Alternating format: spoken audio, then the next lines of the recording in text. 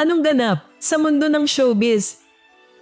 Muling umingay ang usap-usapan online matapos i-claim ng ilang netizens na sina Catherine Bernardo at Mark Alcala ang namataan na magkasamang kumakain sa Blackbird Restaurant. Ayon sa kumakalat na post, nakita raw ang dalawa na magkasalo sa isang mesa, bagay na agad nagpasiklab ng spekulasyon sa social media. Gayunpaman, may mga netizen ang kumokontra sa spekulasyon at iginiit na hindi umano si Catherine Bernardo ang kasamang kumain ni Mark Alcala sa Blackbird.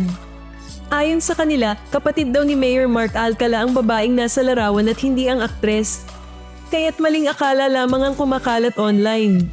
Dahil dito, mas lalo pang naging hati ang opinyon ng publiko, may naniniwala sa unang claim, habang ang iba ay nagsasabing na pagkamalan lang ang pagkakakilanlan ng babae.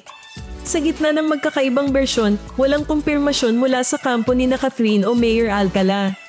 Kaya ang tanong ngayon ng netizens, mistaken identity lang ba ito o may itinatagong katotohanan ng viral spotting?